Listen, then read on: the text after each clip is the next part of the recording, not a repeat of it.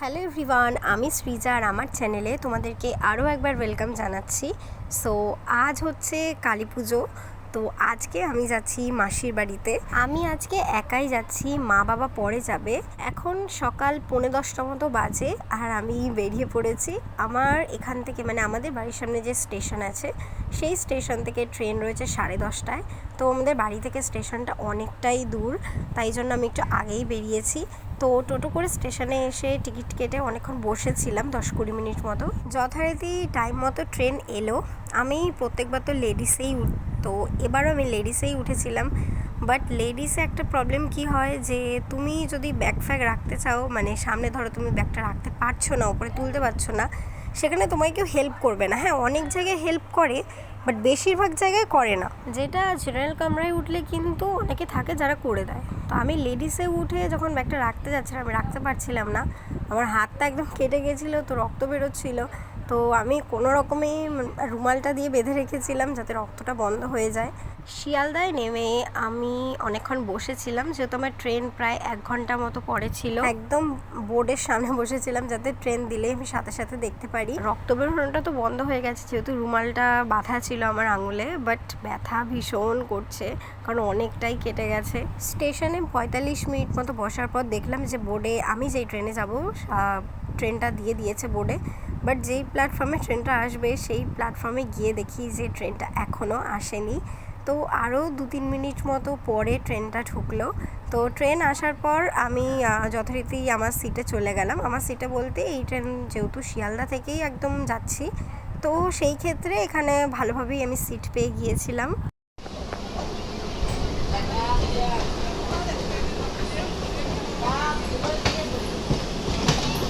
ট্রেনে যাওয়ার সময় তো অনেক কিছুই ওঠে, বাট আমি এটা কিনেছিলাম সেই মাথায় ম্যাসাজ করার, বেশ ভালো লাগে। আর অনেকক্ষণ পরে এই চালের পাঁপড়গুলো আমি দেখতে পেয়েছি। চালের পাঁপড় বা কিসের পাঁপড় বলে আমার ঠিক জানি না, বাট আমি ছোটোবেলা থেকেই পাঁপড়গুলো খেতে ভীষণ ভালোবাসি, তাই পাঁপড়গুলো নিয়েছিলাম। আর এখন প্রায় 2:30 বাজে আর আমি এই জাস্ট স্টেশনে নামলাম, মাসির বাড়ির যে স্টেশনে সেই স্টেশনে আমি নামলাম। তো এখান থেকে এখন টোটো ধরবো, টোটো ধরে সোজা যাব মাসির বাড়িতে।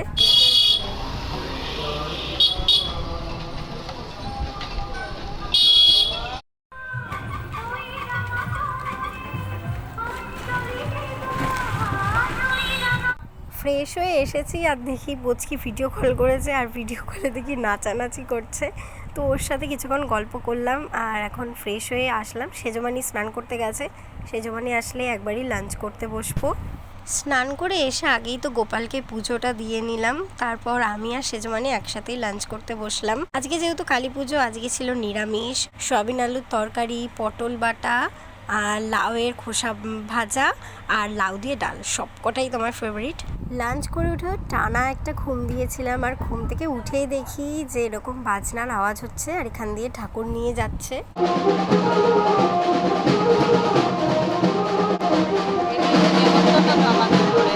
তারপর তো সেজমানিদের নতুন ঘরটায় একটু গেলাম, আর সেজমানিদের নতুন ঘরটা এত সুন্দর লাগছে, দিদি লাইট দিয়ে এরকম সুন্দরভাবে সাজিয়েছে। তারপর তো সেজমানি চা বানিয়ে আনলো, আমি আর সেজমানি চা খেলাম।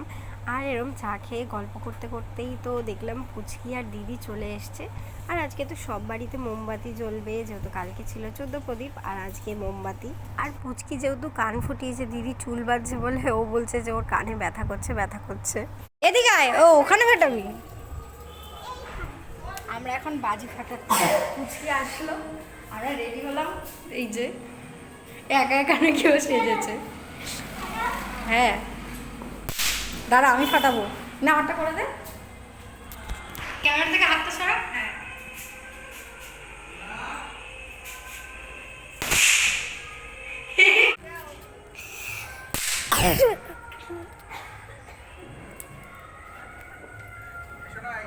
জোরে ফাটাও। ওই যে বাবা কি বলছে? ঠিক আছে, এটা বেশি আওয়াজ হবে। যা আওয়াজ হলো না বেশি। দিদি আসার পর তারপর তো আমি, পুচকি আর দিদি 3 জন মিলেই এখানে মোমবাতি ধরাচ্ছিলাম পুরো বাড়িতে।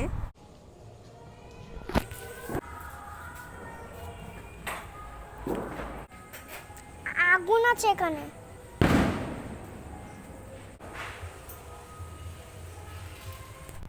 আর পুচকিকে আজকে কি মিষ্টি লাগছে তোমরা দেখো খালি।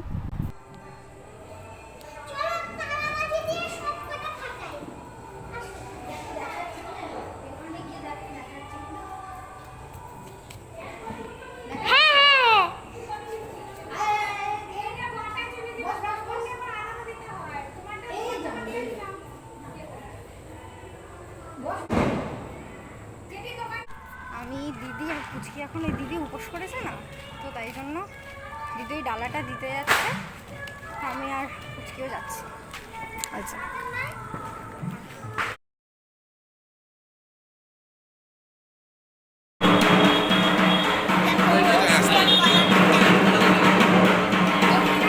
দুপাশে কে বলতো, দুপাশে কে বলতো?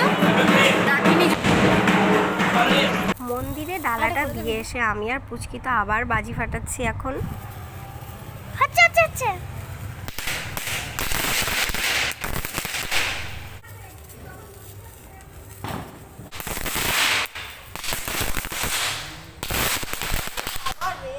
আমি আর দিদি যেহেতু টুইনিং করেছি, টুইনিং মানে ওটা হয়ে গেছে তাই না, আমিও রেড করেছি, ও রেড করেছে, ঠিক আছে, ও রেড করেছে। তো ও কি বলছে, কি বলছিস আমাদেরকে? আপেল আর টমেটো আমাদেরকে বলছে, আমরা নাকি আপেল আর টমেটো। আমরা এখন দিদির স্টুডেন্টের বাড়ি যাচ্ছি, নেমন্তন্ন আছে, চল বস।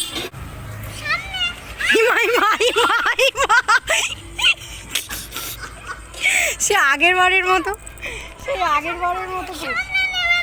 আচ্ছা সামনে, তুই পেছনেই বস।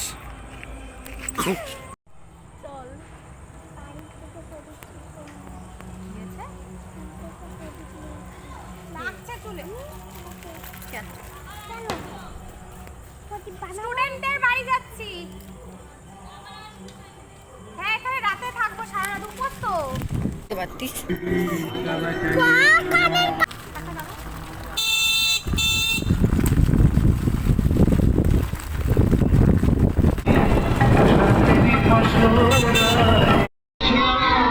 চল, চলেই তো গেল।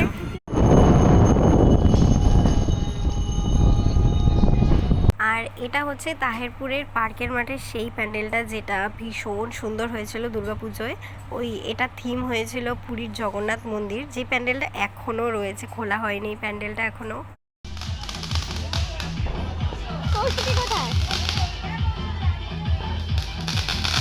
আমরা এইমাত্রই দিদির স্টুডেন্টের বাড়িতে এলাম, এসে অনেকক্ষণ দিদির স্টুডেন্টের সাথে গল্প করছিলাম, তারপরেই আমরা ভোগ খেতে বসলাম। আর যে কোনো ঠাকুরের ভোগই বলো, আমার তো দারুণ লাগে খেতে।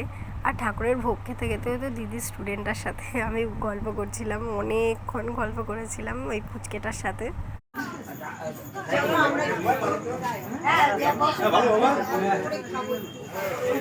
ভোগ প্রসাদ খেয়ে এসে একটু বাড়িতে রেস্ট নিয়ে তারপরেই আবার ফ্রেশ হয়ে আর ড্রেস চেঞ্জ করে আমি আর দিদি বেরিয়ে পড়লাম মন্দিরে যাওয়ার জন্য।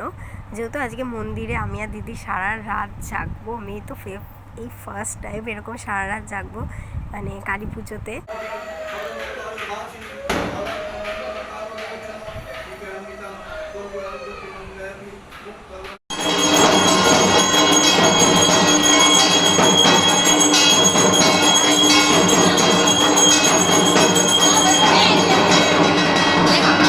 এখন আমরা সবাই বাইরেটায় এলাম, যেহেতু এখানে পাঠাবলি হবে, বাট আমি তো ওইসব একদম দেখতে পারি না। যখন পাঠাবলি হয়েছে আমি একদম অন্যদিকে ঘুরেছিলাম। এখন 3:10-15 বাজে, আর এই মন্দির থেকেই আমাদের সবাইকে চা দেওয়া হলো। চাটা দিয়ে বেশ ভালোই করেছে, যেহেতু সবারই ঘুম পাচ্ছিলো, আর আমার তো যেন আরও বেশি ঘুম পাচ্ছিলো, যেহেতু আমি এতটা জার্নি করে এসেছি। চোখ তো যেন মনে হচ্ছে পুরো ঝুরিয়ে যাচ্ছিলো, বাট চাটা খাওয়ার পর একদম ঠিকঠাক লাগছে।